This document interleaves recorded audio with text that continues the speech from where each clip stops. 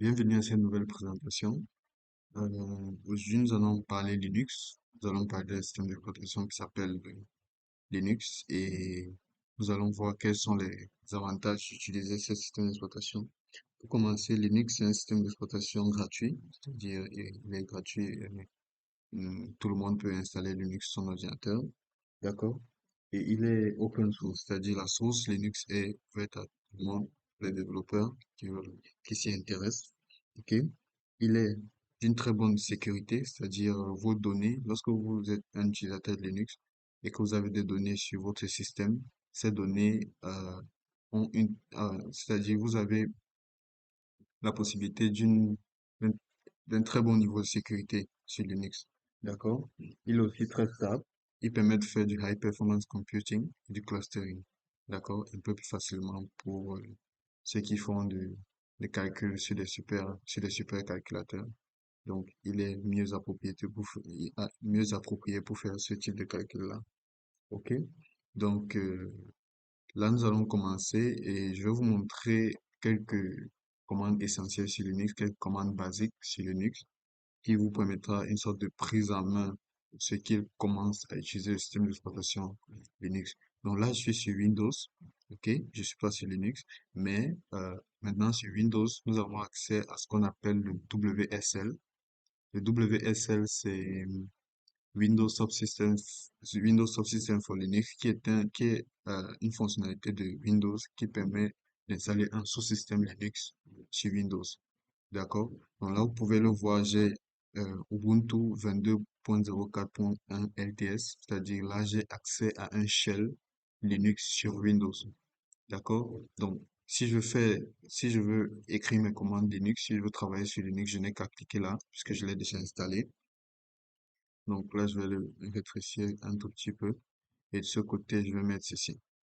D'accord? Donc là, vous avez un shell Linux, c'est-à-dire un terminal Linux. Et là, vous avez mon nom d'utilisateur. D'accord? Pour commencer, comment est-ce que l'on voit des éléments sur Linux? Donc, sur Linux, vous avez un shell comme ceci. Maintenant, l'une des premières questions que vous devez vous poser lorsque vous êtes sur un terminal Linux, c'est dans quel environnement est-ce que je me trouve, dans quel dossier est-ce que je me trouve, où est-ce que je me retrouve sur mon système Linux. Donc, pour le savoir, vous utilisez la commande pwd, donc vous tapez simplement pwd, et là, il vous dit slash home slash peniel 98. Ça veut dire quoi? Ça veut dire que là, le premier slash signifie ce qu'on appelle la racine Linux, le home signifie le dossier dans lequel se trouvent tous les fichiers système, slash peniel 98. Ça veut dire tous les slash qui viennent après le home vous renvoient à un autre dossier, à un dossier ultérieur. D'accord? Donc là, je suis chez l'utilisateur peniel 98 et il y a comme ça la possibilité d'avoir plusieurs utilisateurs sur votre même système Linux. D'accord? Donc là, je suis dans peniel 98. Maintenant, si je veux lister quels sont les éléments qui se retrouvent dans peniel 98, je peux faire ls. D'accord? Il me dit dans Peniel 98, il y a Learn Linux. Donc, lorsque vous tapez ls, simplement, ça vous liste tout ce qui se retrouve dans Learn Linux. OK? Et tous les éléments qui seront en bleu seront des dossiers, tous les éléments qui seront en blanc seront des fichiers. On verra plus tard, je vais vous montrer, je vais lister et vous verrez des dossiers. Vous verrez des dossiers qui seront en bleu et des fichiers qui seront en blanc. D'accord? Donc là, vous avez listez les éléments de votre dossier. Vous pouvez aussi avoir ls-l, c'est-à-dire, là, je suis en train d'utiliser la commande ls avec une option qui est L. Donc, l'option L me permet d'avoir plus d'informations précises plus d'informations précises sur les éléments qui se retrouvent dans mon, qui se retrouvent dans mon dossier bien 98. Donc là, il dit total 4. Total 4, ça veut dire qu'il y a 4 fichiers. Là, c'est les éléments du groupe.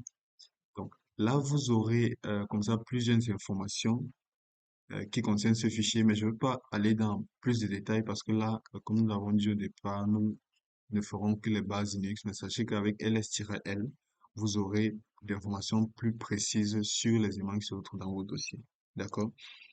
Euh, donc, maintenant, comment est-ce qu'on fait pour naviguer d'un dossier à l'autre, par exemple? OK?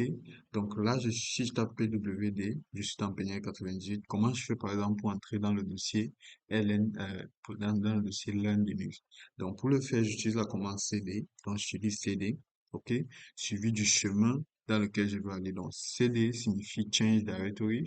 Change commence par C, qui est le C là. Et D, c'est Directory. Donc c'est Linux. Les dossiers ne porte pas le nom folder comme chez Windows, mais ça porte le nom directory. Donc, chez Linux, les dossiers sont appelés directory. OK? Donc, pour ceux qui utilisent leur machine, qui ont comme langage sur leur machine l'anglais, sachez que sur Linux, c'est plutôt le terme directory qui est utilisé comme pour dénommer un dossier au lieu de folder comme sur Windows.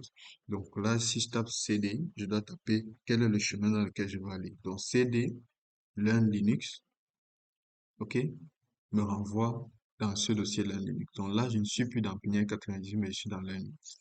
La preuve en est, si je tape ls, OK, je vois que là, ça m'affiche folder 0. Donc, ça me dit qu'il y a un dossier folder qui s'appelle folder 0 qui se retrouve dans le dossier Learn Linux. D'accord? Et c'est comme ça que vous pouvez naviguer dans les fichiers. Donc, si je veux rentrer en arrière, c'est-à-dire je veux rentrer dans le dossier Learn Linux, par exemple, je peux taper cd espace pompe. Donc là, si je tape pwd, je suis rentré dans le dossier Peniel 98. Je peux aussi utiliser un chemin absolu. Donc, je peux dire à mon prompt, va, renvoie-moi directement dans le dossier folder 0, par exemple. Donc, pour cela, je peux taper le chemin absolu. Je fais cd espace. Je fais slash la racine. Je tape le home. Slash encore, Peniel 98. OK. Je fais slash learn Linux. Et je fais encore slash folder 0. D'accord? Et là, je me retrouve dans folder 0. Je vois que dans folder 0, j'ai plusieurs fichiers. J'ai file 1, file 0, file 1, file 2. D'accord? Là, j'ai plusieurs fichiers, mais aucun dossier. Donc, avec cette commande cd home peniel 98 le Linux folder 0, je me suis transporté directement dans le dossier folder 0. D'accord? Donc, maintenant, comment créer un fichier sur Linux? Là, vous voyez plusieurs fichiers. Il y a file 1, file 0, file 1, file 2. Si je veux par exemple créer un fichier file tree, par exemple, ok? Pour le faire, j'utilise ce qu'on appelle la commande touch, Touch, d'accord? Touch me permettra comme ça de créer des fichiers. Si je veux créer un fichier qui s'appelle par exemple file tree, je vais faire touch file tree.txt, ok? Et là, j'ai créé un nouveau fichier. La preuve en est, si je fais un listing ls, là, j'ai file tree qui s'affiche là. Vous voyez là, il n'y avait pas de file tree, ok? À ce niveau, il n'y avait pas de file tree. Mais ici, il y a un fichier file tree. Donc là, j'ai comme ça créé un nouveau fichier file tree. D'accord? Donc, sachez que Linux est aussi sensible à la casse. Ça veut dire quoi? Là, vous voyez, j'ai un fichier file1 qui commence avec F majuscule et un fichier file1 qui commence avec F minuscule. Ça veut dire quoi? Ça veut dire que j'ai, si j'ai deux fichiers dont les noms ne diffèrent que d'une majuscule ou d'une minuscule, alors ce sont deux éléments différents pour le prompt Linux. Ça veut dire qu'il est considéré comme deux éléments complètement différents. Donc, il est sensible à la majuscule ou à la minuscule. Vous vous souvenez dans le tutoriel sur Python, je vous ai dit Python est aussi sensible à la casse. Ça veut dire que vous créez une variable qui contient une majuscule et une autre qui ne contient pas de majuscule, mais qui est la même lettre. Vous avez deux variables complètement différentes que vous pouvez manipuler. Donc, c'est la même chose ici chez Python, chez Linux. D'accord? Donc maintenant, si je veux éditer un fichier, si je veux écrire quelque chose dans un fichier, qu'est-ce que je peux faire? Donc, je peux utiliser la commande cat, ok? Cat espace, vous faites cat, C-A-T, espace, vous tapez le signe supérieur, ok? Et vous tapez le nom du fichier. Là, je vais taper file1.txt, d'accord? Et là, quand je tape entrée, il me renvoie la ligne. Ça veut dire il veut que j'écrive quelque chose dans ce fichier. D'accord? Donc là, je vais écrire je suis euh, euh, je suis en train de manger. D'accord? Là, je vais à la ligne et je fais CTRL Z. Maintenant, si je veux afficher mon fichier pour savoir si cela a vraiment été écrit dans le fichier file1.txt, je fais cat file1.txt. Et là, vous voyez, il m'affiche, je suis en train de manger. Donc, dans le fichier file1.txt, il m'a affiché, je suis en train de manger. D'accord? Je peux aussi avoir accès à ce que je viens d'écrire dans l'interface graphique. Donc, je peux entrer dans Linux. Là, vous voyez, j'ai mon fichier, mon disque C, mon disque système C sur Windows. Là, j'ai la partition My Documents, qui est la partition D. Là, j'ai le network et là, j'ai Linux. Donc, j'ai un autre système Linux, j'ai un sous-système Linux sur Windows. Donc, quand j'entre là, il y a Ubuntu 22, j'entre dans le Home, tous ceci sont des fichiers système. J'entre dans le Home, j'entre dans Pinière 98. Là, ce sont des fichiers cachés. Comme je vous l'ai dit, on n'entrera pas dans les détails ici, mais là, ce sont des fichiers cachés. Euh, Si j'entre dans Learn Linux, j'entre dans folder 0 et j'entre dans file1.txt. Je vois que là, j'ai le fichier avec je suis en train de manger qui s'est écrit là. D'accord? Pour le vérifier encore mieux, je peux par exemple faire 4. D'accord?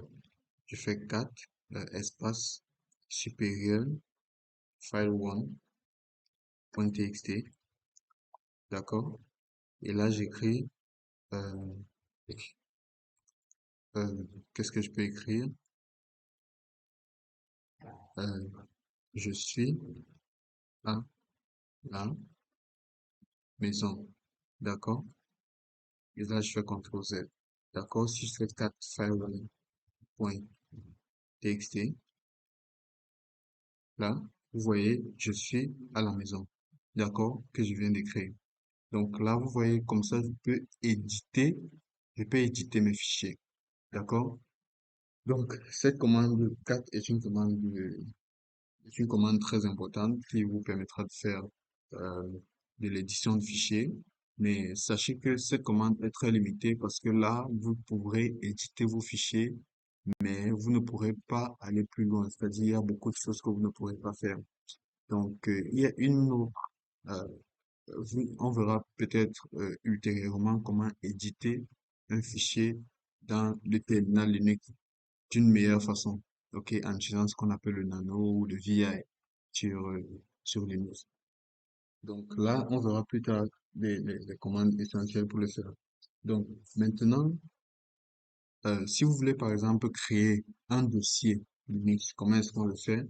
Pour le faire, là, je vais vous apprendre une très, une petite commande pour, comment dire, pour effacer toutes les commandes que vous avez déjà tapées sur Linux et rendre votre terminal un peu plus propre. Pour le faire, vous tapez la commande clear et là, ça vous renvoie à un terminal un peu plus propre avec les commandes que j'ai enlevées. Si je veux créer un nouveau dossier, donc là, je suis dans folder 0. Si je veux créer un dossier folder 1, par exemple, je crée la commande qu'on appelle mkdir, qui signifie make directory. C'est dit mkdir, ok? Là, je vais taper folder 1, par exemple, ok? Et si je tape ls là, vous voyez, j'ai un dossier qui s'appelle folder 1. D'accord? Donc, j'ai comme ça créé un nouveau dossier. Et là, cette commande peut s'utiliser pour créer plusieurs dossiers à la fois. Donc, si je veux créer plusieurs dossiers qui s'appellent F1, F2, F3, et ainsi de suite, je peux faire mkdir F1, F2, F3. Et si je fais ls, vous voyez, j'ai plusieurs dossiers F1, F2, F3 que j'ai créés. D'accord? Donc là, c'est une commande très très facile pour pouvoir créer des dossiers. D'accord? Maintenant, comment est-ce qu'on fait pour pouvoir copier un fichier dans un dossier? D'accord?